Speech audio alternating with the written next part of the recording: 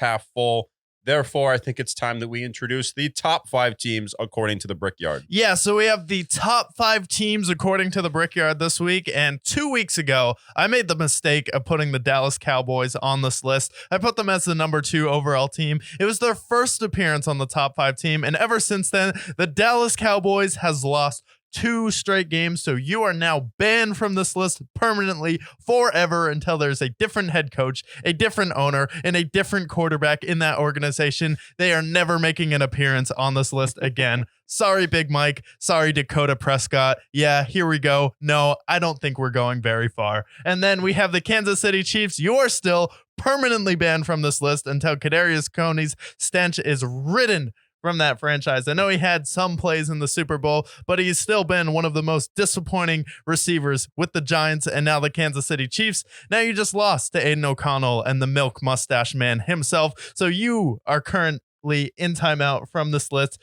But let's get into the teams that are on this list this week. And at number 5, we have a team that was like, okay, are they a good team? Because we haven't seen them be any good team so far. Well, this week was good enough. I was going to put either of these teams on depending who won, but that is the Miami Dolphins. We have Tua Tagovailoa, Tyreek Hill coming back, and Jalen Waddle on this team. You finally were able to beat a team with a winning record for the first time since you beat Buffalo last year in Miami. You have a chance to win your division, and then you have a chance to really seize control of the AFC this week. If you can go out there and beat the Baltimore Ravens, you will have a first round bye, and you will have an opportunity to get Tyreek Hill a little bit more healthy. And then that defense with Jalen Ramsey coming back and Wink Martindale there has been able to play better. And I think with Van Ginkel and then getting some turnovers there, the Miami Dolphins defense isn't the best defense in the league, but it's good enough to just bend but don't break and give Tyreek Hill an opportunity to blow the game open. So at number 5,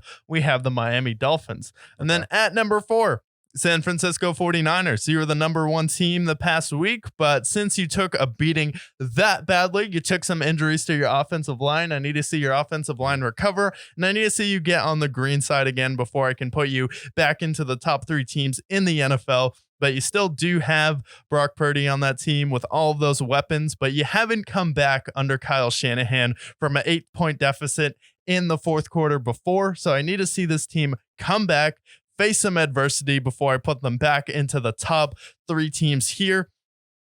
And then with that loss on Monday night, losing some offensive linemen, they slide down in the rankings a little bit, but still have one of the best rosters in the league here.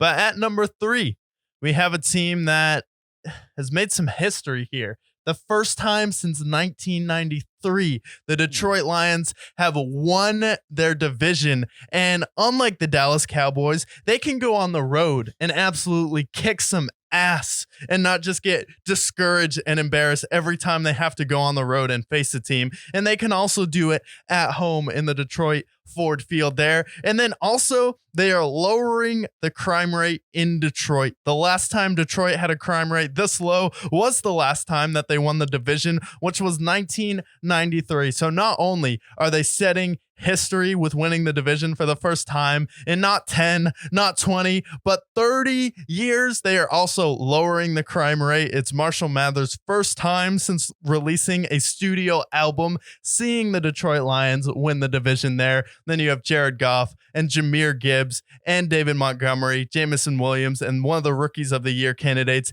in Sam Laporta. And then everyone wanted to jump on the Bijan Robinson bandwagon immediately and call him the best running back in the draft. But you didn't wait for the full season, because now Jahmyr Gibbs looks like he may be the candidate to be the best running back of this draft, and then the Lions' future going forward from here. And with all the things Dan Campbell has installed in that culture with the grit there, I think the Lions still have a chance to be the 1 seed, but they are the 3rd best team in the NFL according to the Brickyard.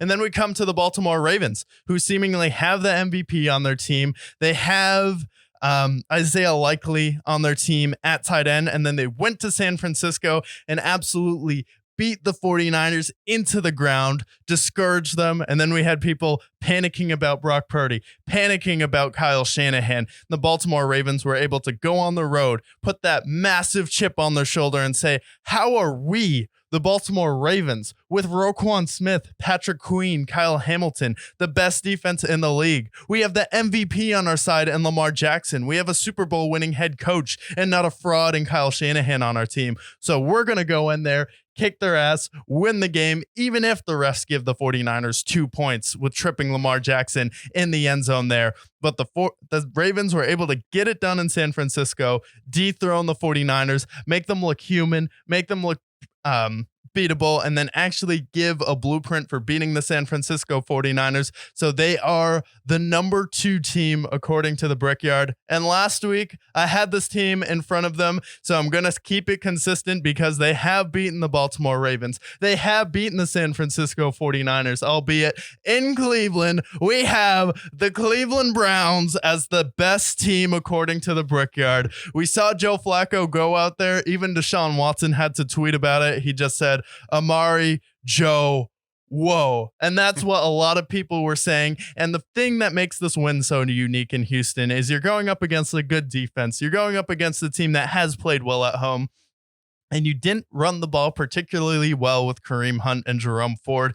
And that's been the case with the Cleveland Browns all year long. It's like, what's going to happen when we can't throw a screen to Elijah Moore and he'll take it to the house? What's going to happen when David Njoku can't take a 5-yard slant for 20 yards? What's going to happen when we can't just pass the ball to Kareem Hunt and then he'll make something happen? Joe Flacco down the field to Amari Cooper will happen, and Joe Flacco to David Njoku will happen, and then Joe Flacco to Marquise Goodwin, who made an appearance 2 weeks ago, will happen. The Cleveland Browns officially have a passing game. They officially have the best defense in football with Jim Schwartz coaching up Myles Garrett and all of those boys. And then with Kyle Hamilton getting injured at the end of the San Francisco 49ers, it clearly cements the Cleveland Browns as the better team because they were down 10-24 versus the Baltimore Ravens. They didn't cower like the San Francisco 49ers did. They didn't shrivel up and tuck their tails and say, okay, it's fine, we'll get them next time. They said, no,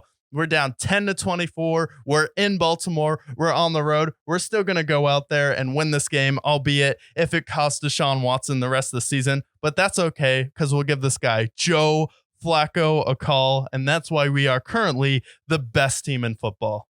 The Browns at number 1.